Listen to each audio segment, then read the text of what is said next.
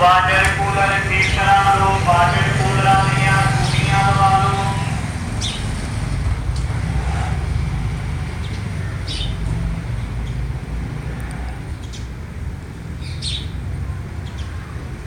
Hi guys, today I'll be sharing an adventure that I had at the beginning of this year. I went ice climbing in Pakistan in the area called Mushroom Valley. To get there we had to first get to Hushe, which is the most remote village. Hushe is located on the outside of Skardu district in Pakistan. You fly from Islamabad to Skardu. It's about 40-minute flight. The flight starts in the Himalayan range and you cross over Nanga Parbat and fly over the Karakoram range and land into the Skardu Valley. The valley is sometimes covered by fog and snow condition, especially in winter, so the flights are not very reliable. In fact, we had to wait almost a week before we could catch a flight, and I spent time sitting in Islamabad observing the street life. And once you get to Skardu, you have to drive in a 4x4 vehicle all the way to Hushe, which takes about 6 hours, not accounting for any weather conditions. As you can see on the maps that I'm showing here, that Hushe is located in a high density of high altitude mountains. And to get there, you have to go through some of these roadways through the mountains and through the valleys. As soon as we got there, we were met by our driver, which was local from the area. He had this old SUV that was going to drive us through that 6-hour trip. I wasn't too comfortable with the tread on the tires, as you see here, but he managed to drive all the way into the Hushe Valley that you see here, which is really beautiful, without any incident. So I'm not going to talk about my ice climbing experience or trekking experience. What I will talk about, which was the event of driving back to Skardu Airport, which was to occur about 3-4 days after our arrival. We're staying at this community hotel in the town of Hushe, and there wasn't any running water or any central heating. There was a wood burning fire stove in the bedroom. But as you can imagine, limited supply of wood. Fast forward to the day when we are returning back to the Skardu Airport. Per the plan, we get ready by 4 a.m. and head to the truck. To my surprise, I find a crowd of people surrounding it.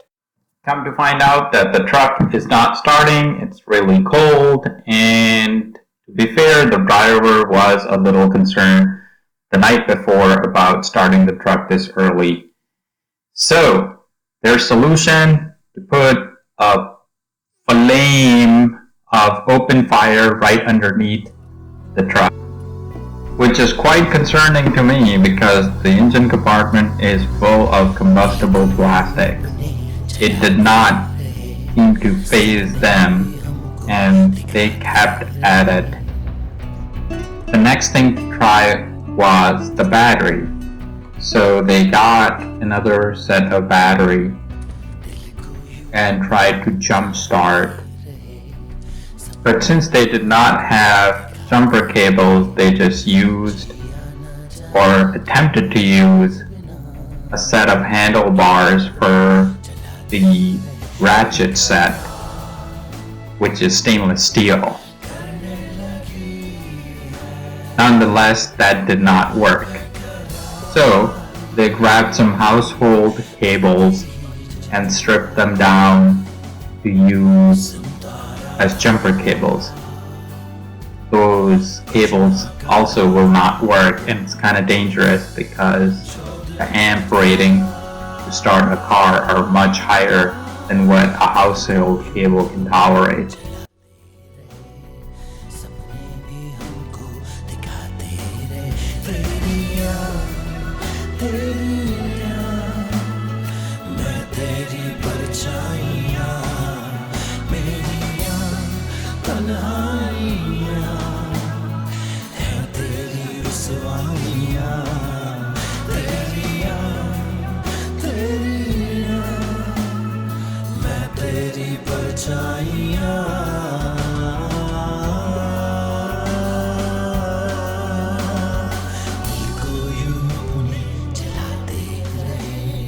The household cable jumper also did not do the trick. So they got a third set of batteries and finally swapped the battery to start the car. And the car did finally start.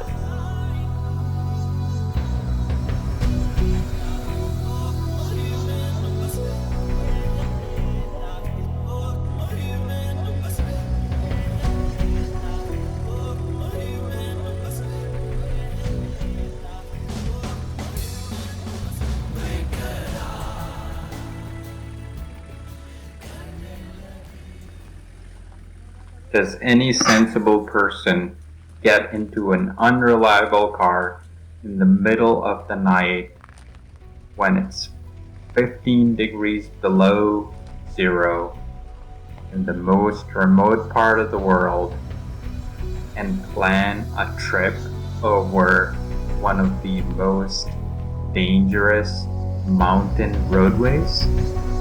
No, but mountaineers are not sensible people.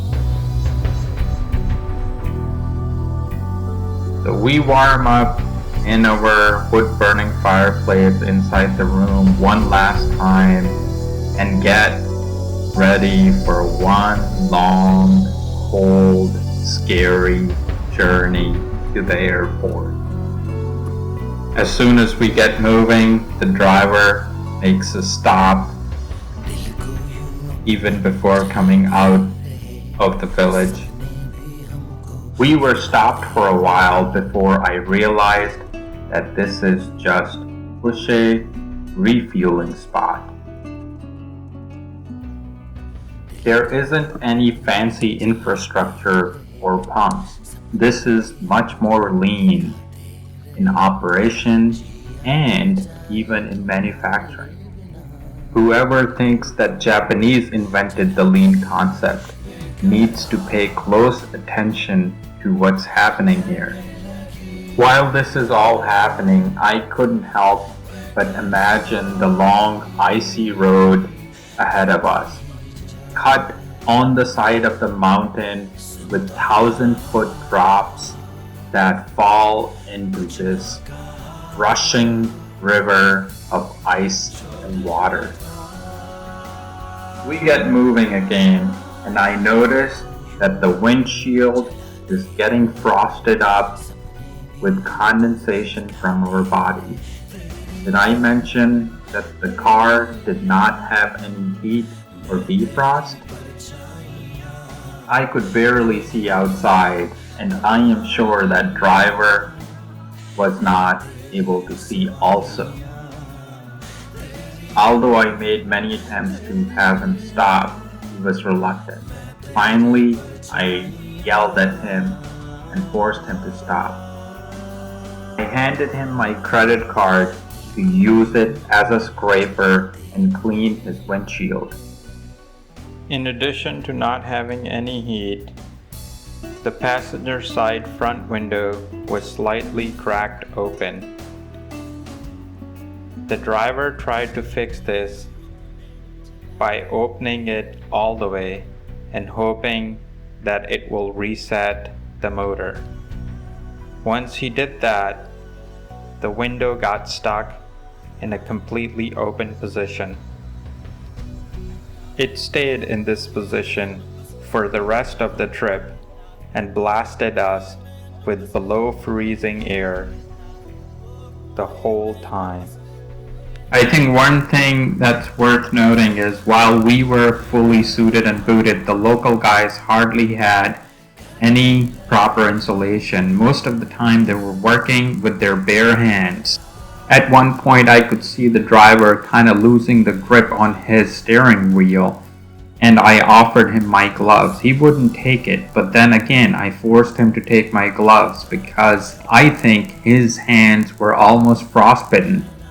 It wasn't long before the car started sputtering and came to a halt in the middle of this icy road. Luckily, it wasn't a slopey or dangerous spot, but it was dark and really cold. I stepped out to see what was going on. I'm doing these calculations in my head. If we break down here, how long will it take us to get to the closest village or get help? In these areas, you don't get any reception. Even if you did get cell reception, no one was going to come and help you in these conditions. They get the car started, but now they're rushing even more.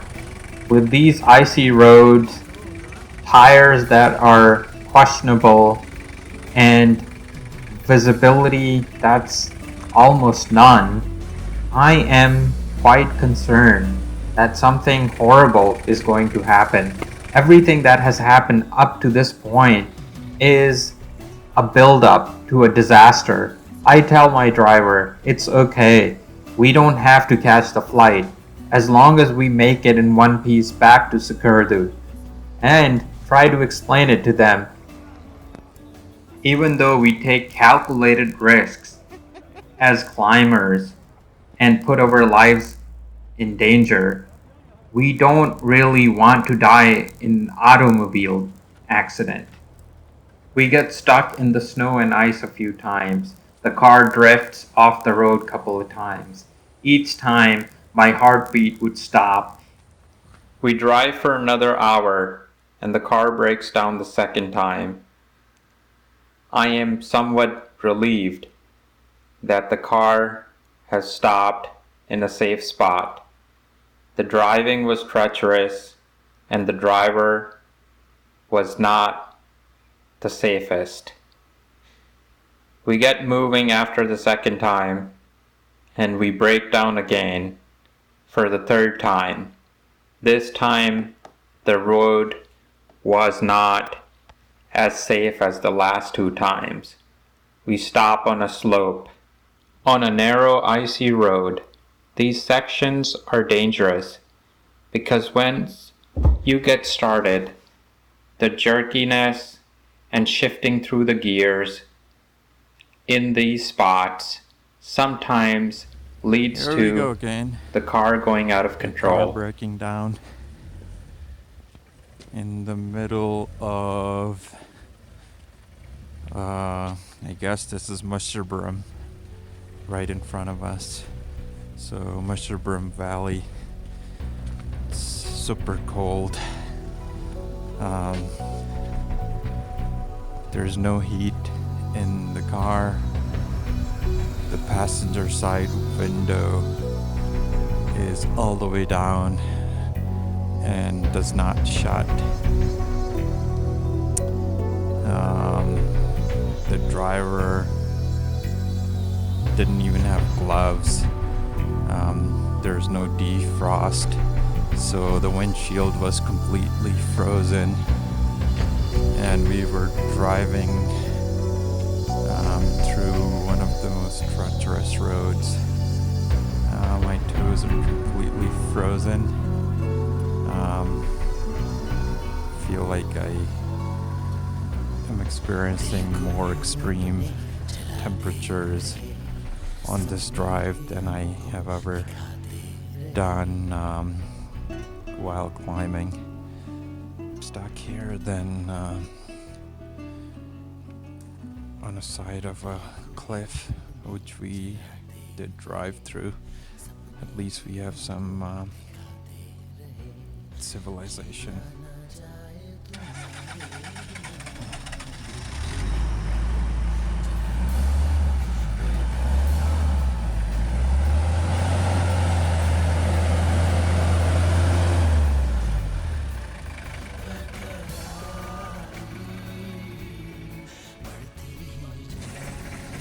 Once again, the car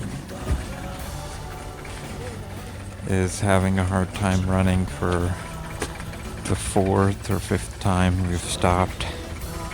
Like I said, it's the most beautiful place to break down, but not as forgiving. The driver is trying to make up time by speeding through, which is really, really dangerous. This is not, the roads don't have any barrier, and this is a really well-made road for the standards here. We have crossed some very, very treacherous paths. I try to step out of the truck because my toes are almost frozen. There's no heat. And one of the motorized window is not functioning, so it's completely rolled down. Let's see.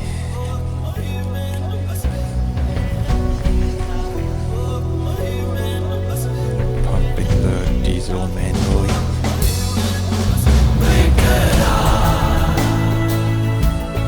The diesel pump is messed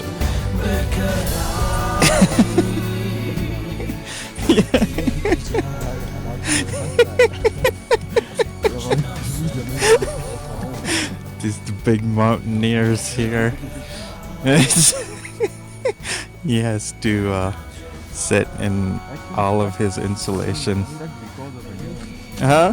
Stuck because of a human invention, not because of animal. Because of a human misjudgment. It's -2 right now, and Inside the before that it was -7. -7 inside the car, and that doesn't account for any wind chill that you get from a completely open window, as you can see. Oh, that too. Here's the condition of the tires. Here we are with the car breaking down for the 5th or 6th time. At this point, we're on the main road and we can see other cars passing by. We talk to our driver and tell him that we'll hitch another car so we can make it to the flight. The flight was delayed, so therefore we had another chance to catch the delayed flight. The driver agreed and waved a car for us. Getting into the new car was the happiest, most joyful moment I had for a long time. This car had heat, and we were just about to pass out from the frozen temperatures. We got a new car, but that is also broken down now.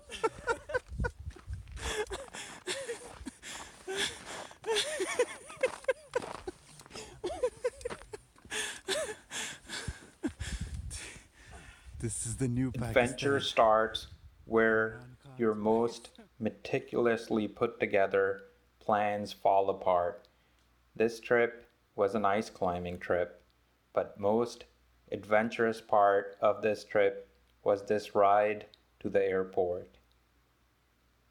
I'm glad that we caught the flight, and not only did we catch the flight, we survived that Some drive. ways to go.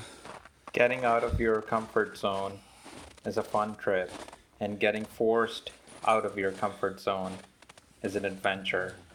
I hope this inspires you to plan something and take life lightly. Thank you for watching. Triple X. दूसरा हमारी वाली jeep अभी आ रही है This is the Triple X.